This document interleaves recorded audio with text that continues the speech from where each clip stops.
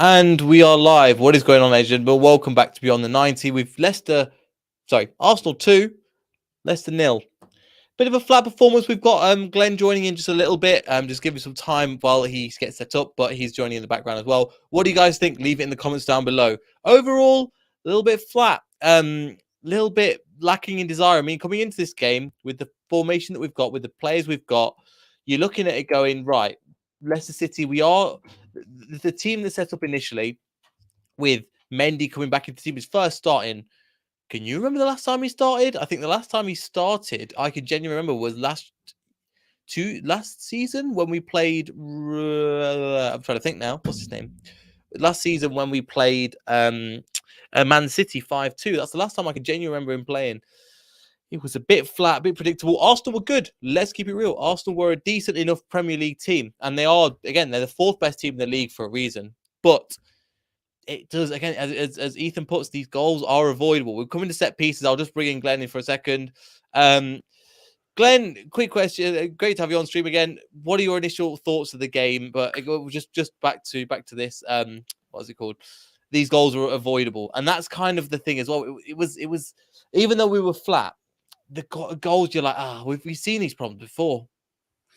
Yeah, and I think that was great to be back after so long of not being on here for a game that was like that. I mean,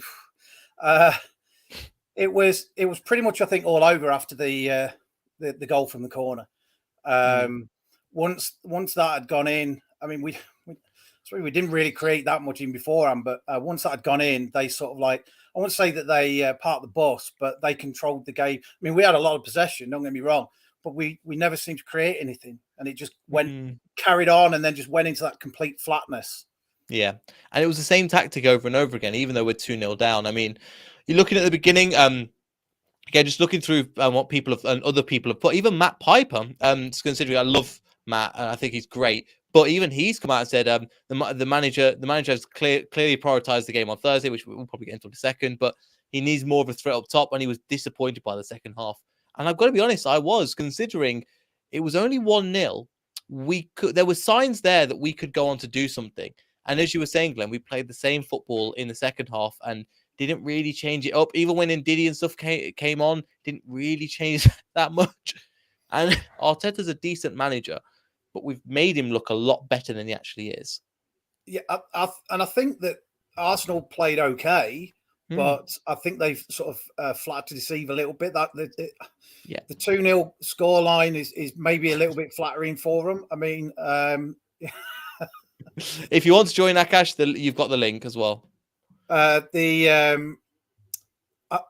wasn't too much on the Ndidi substitution. Maybe the fact of Mendy was a little bit tired. And yes, he's had plenty of games with AFCON, and I was talking to Ant about it on his channel, and we were saying how lots of games in the AFCON and that, but it's a different type of football, and maybe it's higher tempo, and maybe that's why Ndidi came on.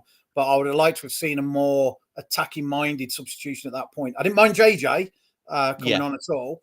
But I was sort of kind of hoping they might have pushed for the two up front, but because it was a bit of a free hit this game. I think, like you were saying, that Pipes had said, it was definitely from the fact that when the team news was released, straight away it was like, okay, so concentration is obviously on Thursday, so this is a free hit. So let's see what we can do. So if it's a free hit, then why not try the two up front? But anyway, wasn't to be. But it's who you take off that's the problem. Again, Brighton didn't really do anything second half. Maddison was in games for a little bit, but I probably would have substituted Brighton. Not because I don't think he's a bad player, just because also a 90 minutes is a lot to ask over, again, from Thursday to Sunday, considering he doesn't play time in, time out. So, yeah, I think overall it is annoying considering that, again, set pieces. I mean, I don't want to keep talking about it. And it's been a while since we mentioned it, but again, it's easily avoidable, Glenn. We don't need to keep conceding these kind of set pieces time and time again, because we don't need to play. We've been okay. And I think we were talking about it on Anstream as well, with Ramsdale coming out and punching some of them. I think by half time, they had 5 corners and they defended every one of them brilliantly because Ramsdale came out. Now, Kasper Schmeichel's still a good keeper. When you see something like that, you're like, damn it, we do miss that keeper that's going to command from the back. Yeah, and I thought that he was maybe told to do something about that a couple of matches ago, where I saw him come out and actually punch a ball in his the edge of his 6-yard box, and I commented it on Twitter at the time, like it was a big deal. But when you see somebody like Ramsdale doing it all the time, it shouldn't be a big deal. But I think it was just very poor from the corner. I mean, I don't think we played badly defensively today. I mean, you look at both goals; they weren't. I mean, yes, for the fact of poor from set pieces, but as a unit, I don't think they played that badly. But I mean, just watching the stuff coming back now on the screen here, and I mean, I can't hear what they're saying, but they're highlighting the fact of where Thomas is in relation to who scored their goal. I've forgotten who scored their goal now, but Partey, I think. Partey, yeah, it was, yeah. And then they're highlighting Barnes and Ricardo on the front post, and the fact, and I'm assuming that they're talking about the fact of what they didn't do.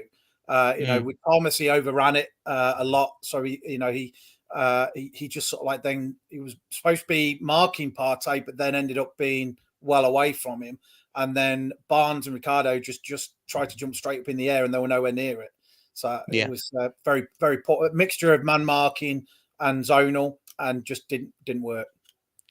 It didn't work. It didn't really work, and it's annoying, but it's something that, again, we've got better at, but there's still a problem, and it still needs addressing because it's obviously an issue with the squad. In terms of the first half, there was points where, like, okay, we could see some glimpses. Again, Barnes looks like he was. I think we had a discussion at half time there. Barnes looks like he's on it today. So give him the ball. He's 1-on-1 with Cedric. You can then go into the box and try and hit them. And again, it could have been worse. We could Partey hit the bar again. And the thing that I've got is that we need to be a little bit more mean. We need to win our individual battles as well. And a lot of the game, I genuinely didn't think we were doing that. Yeah, I think it was in that midfield battle was where we lost it. I think when you look at individuals, maybe Ndidi is more of that fiery, get in there and make those block tackles and stuff like that. Mendy, not so much. Mendy didn't have a bad game, don't get me wrong. But then Maddison was losing those little battles, I think, in midfield a fair bit, in KDH as well. There was a lot of 50-50 balls that just weren't going our way. I'm certainly not going to say that it was just lack of luck, but you know, a lot of times you make your own luck. With those 50-50 balls, you get in there hard and you try and get in there first, then you're going to win a lot of those balls. And we just weren't doing that today at all. I think I was probably expecting more from KDH and Maddison today. You know, when you saw that Yuri wasn't in, and I didn't mind the fact that Yuri wasn't in, but then you think, right, well, okay, so it's time for Maddison and KDH to really step up their game and do something. And they just didn't. Again, they didn't really play that poorly, I wouldn't say, but I think a lot of them today were not average. good enough to beat a team like Arsenal. And by not performing, because again, they did defend well, credit to Arsenal, but you look at the opposition and go, look, I know you're a better team than that. We've made make them look a lot better by playing not good football. Yeah, no, I agree. And just those the one-on-one battles, and they just, I suppose Arsenal just looked a little bit more hungry for it. And I think they totally went for the fact of set pieces was like, right, and I think any team is going to do that now. They're going to be like, right, who's coming up? Leicester, right? What are we going to work on? Set pieces. Yeah. And they had that. That was, I think, that and they're showing it again on TV here now. That I think that they just had that planned, that they were gonna. That's how they're going to execute it right from the beginning, and it just came out great. The second goal, again, it was from a set piece, but and they're showing this in here now. Didn't really do much. I mean, you've got our back line. There's about 5-6 in the back line there, and when the ball comes across, it's I suppose Barnes didn't get a good connection on it, which could have cleared it, and then it was a bit of a mess, a melee in the middle. But it's scrappy, lackluster. Ended up being boring. On Ant Stream, we were talking about the fact of how he's going to have a curry later on tonight, and and things like that. And it's like, why are we sat here talking about that sort of stuff when we should be thinking like Test about cricket. Yeah. Test cricket where they just start talking about sausage rolls and stuff. You're like, yeah, they blatantly aren't having an idea what's going on. We should be talking about pushing forward, getting that one goal to then try and at least go for the point. And no, we're there talking about wet socks and curries. That should be the name of a podcast if you get one. That's brilliant. But yeah, in terms of that, I think overall with a couple of bits as well, I want to bring them back into the comments. One of the things I was going to say, something was David puts in. Thanks for your comment, David. Something was often on midfield cohesion and passing. I think that's just because Mendy hasn't played, and he hasn't played that much because we've seen the cohesion there. So all eyes are on Europe. I think that's obvious to see as well. I think Rennes have just beaten 4-2. They've beaten Lyon 4-2. So it's not going to be an easy game. We're in a good position, but we'll probably get into that. We might do a preview on that. We'll have to see. I think that's one of the things with this here now is that we've lost that momentum, and that was a lot of discussion was before the game was the fact of do we concentrate on Thursday and bring in other players, which we obviously did, or do we try and maybe at least go for the point and go strong on this game or however it was and not lose that momentum. We've now got the fact that Brendan's got a job to pick the boys up for Thursday. Yep. I think he can. I think with the fact of bringing in, the likes of Yuri and stuff like that, having that second goal is going to be massive now, I think, come Thursday. But I think it was pretty obvious when we saw the lineup as to how it was going to go. But yeah, lose that momentum. Rennes, I saw it was after 13 minutes they were 2-0 up before our game even started. So, and I think by the looks of it, that was what it was at half time. So there's 4 goals in the second half. But so maybe they can look at that game, and that might be the fact of the 2 goals that they leaked could be something that we could work on as well. But loss of momentum today, unfortunately. I think it was a bit of a free hit, so I'm not too disappointed with it. So I'm not all hell bent sat here now ranting. It was just flat and a bit of a nothing. Yeah, and it's where we need to be again. In next season, we should be going back and competing with these top 6 teams, and Arsenal are definitely one of those top 6 teams now. There's no doubt about it. So next season, I want to be seeing us compete with these players. Again, you're looking at the likes of, I was trying to kind of make excuses in my head. I was going, right, okay, James Justin's coming back, Carter's coming back. And it's true. These guys are coming back from injury. By the time we get to the summer and the new year, hopefully they have a clean bit of health. They can relax through the summer. Wes Fofana's coming back, another big person. Jimmy Vardy's missing. So these individual things will just mean a lot more. And it will just take time. Again, Ramsdale had a couple of cracking saves today. Barnes could have done that much more. I think Barnes is another player, I think, in this game kind of summed it up. He was trying to go for things, but the 1-2s weren't working. Other people weren't getting other positions, but I think he's one of the ones we have to just kind of dust it off and just get on with it and then move it on to Rennes, to be honest. Yeah, I agree. And with everything you've said there as well, I expected Barnes didn't have a bad game. I don't think anybody had a bad game, but it's just a bit meh. I think Barnes could have,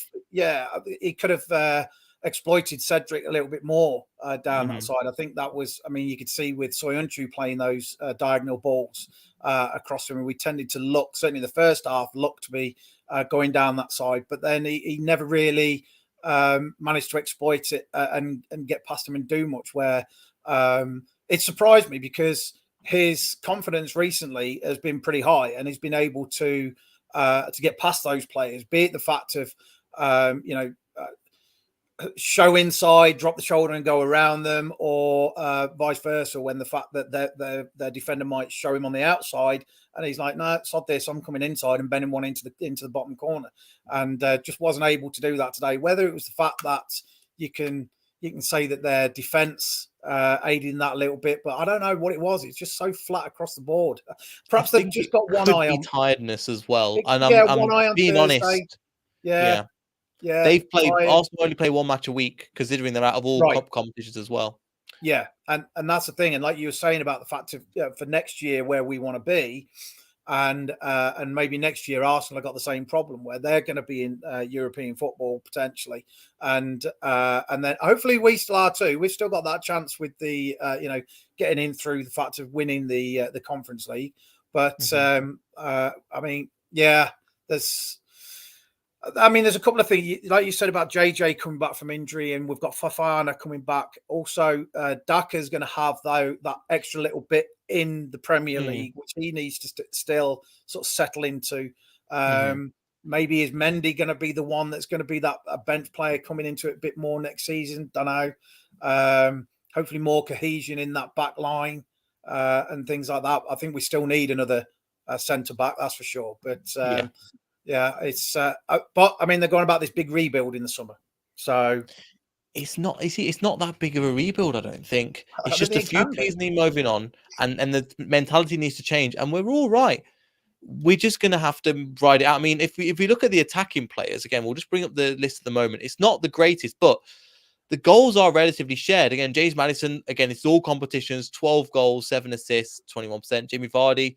If you look at Patson Daka, 10 goals, 4 assists, 26% shots conversion, goals per 90, 0.6, which is pretty awesome, to be honest. But how many of those have been in Europe? I think he's suited well for the European games. And once he gets up to speed with the fact of the Premier League and how different that the Premier League is, he'll be phenomenal. Those figures will just go up even more then. So, which is scary. Again, it's just going to take a season to rebuild. That's fine. So minor, again, it's not a major rebuild. I think Brendan Rodgers overhyped it a little bit too much. It's only a minor things need changing. You're looking at like Tottenham that do need a major rebuild. Man United who need a major like clear out, bring it like ruthlessness. We don't really need that much stuff. So apart from that, it's just I would talk about the infringement on Saka, but I genuinely don't think it's worth talking about. I thought it was only for the rebound and things, but kind of summed it up a little bit as well. We did ride up. We could say we rode our luck, but again, some good saves by Schmeichel. But that one, it's one of those things we just kind of go, right, we've got to get on with this now. I think the Saka crying over spilt milk, because that wouldn't have lost us the game. No. And I think the whole Saka thing was, I don't know if the infringement only comes into it if there was a rebound anyway. Yeah.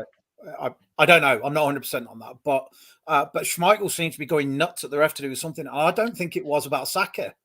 Because I don't think he would have been concentrating on that and even maybe not even noticed that. So, and I don't like the way that I love Schmeichel's attitude towards things. Don't get me wrong, but I think he argues at the wrong time. He was. Yeah. What was the point in arguing with the ref after he'd gone to the screen to have a look? He'd made his decision. Yeah. You're not going to change his mind.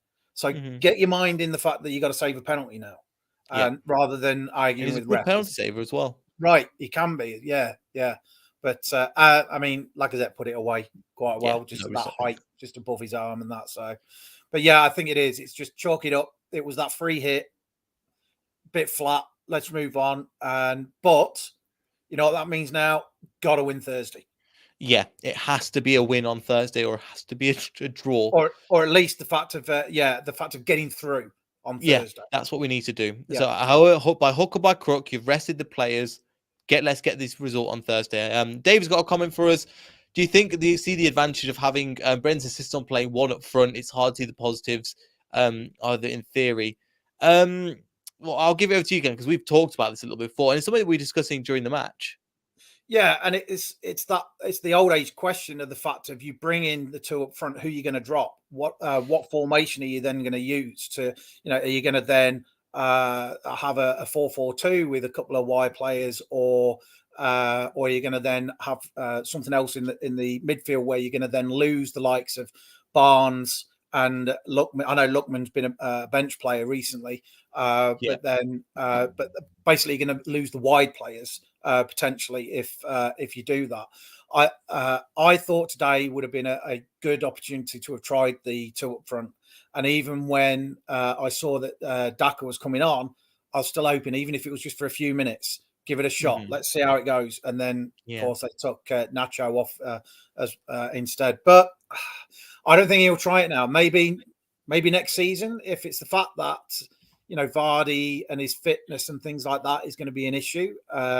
and he's not getting any younger. So it might be the And fact these that injuries are going to become more and more prevalent as well. So either Daka or, I mean, Iniacho, I don't think he's going to be that lone striker. Today he tended to drop deeper, and he's great at what he does. He can drop deeper and take the balls and lay them off and things like that. But then if Daka is going to be more of that off the shoulder type attacker that I think maybe Rodgers is probably looking for. But then again, you go back and you look at the figures for Nacho with goals and assists. It's not like he's doing crap. 84 minutes. I'll try and find the Mad About Foxes again. He did something on it. I'll try and find his stats, but they are, it's a really good stat as well. So, I mean, something's working.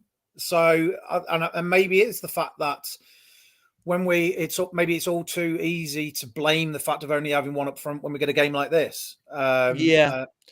So here's the statistic that we've got as well. So minutes per goal again. So we're looking at 39 for 2017 to 2020. Then since 2021, 34 goals and assists, average 84 per game, which is an insane number. Obviously, that's shared over the minutes and things like that as well. But it's genuinely, it's a great statistic. And it's one of the things where we don't see at the time when it works, but when it matches like this, but when you put it in the greater context, you go, right, this guy's performing. And also, putting them together, Daka, Vardy, and Iheanacho, we've got a phenomenal front three. And then you stick Maddison's goals and assists up there as well, and that then it's not all doom and gloom. It just seems like it today from looking at it without as well. Of course, and Barnes I think is improved again this season and come back into it. I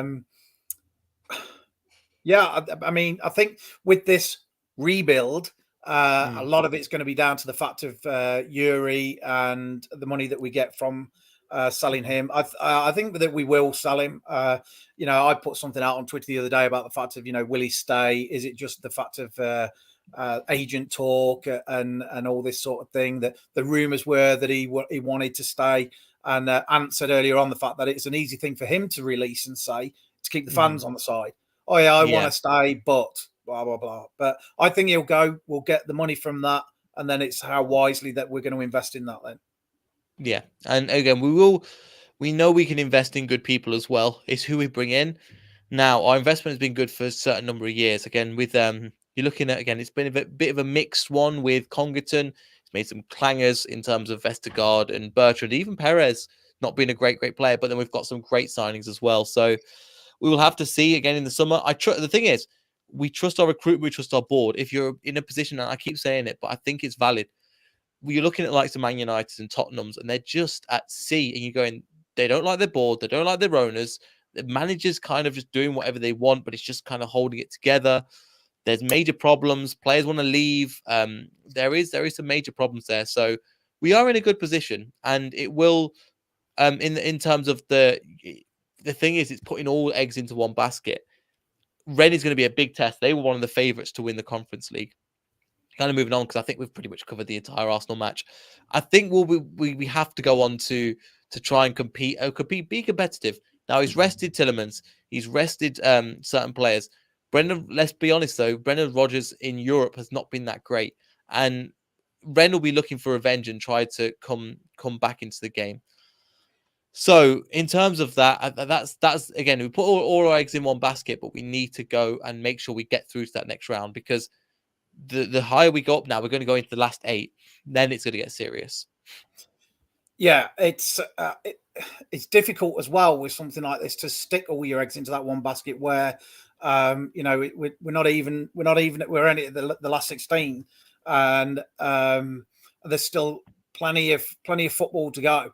I agree. Yeah, I want the season to end and get all those players back. Just a Premier League season. Leave you at Conference League. I know, yeah. Oh, that's it. Yeah, but it's still there's it's a lot to put in for the fact of, well, there's still a few games left for this. It's not like if we beat Rennes, that's it. Yeah. We could quite easily slip up against any European team, European team on their day. All it needs is some farmers' field that we're on, and we're used to the carpets of the Premier League, and then we've got turnip for corner flags. Yeah. I mean, look, yeah, exactly. Yeah, I mean, look at the bobble for the goal against Randers. Yeah, yes, it was the Randers one, wasn't it?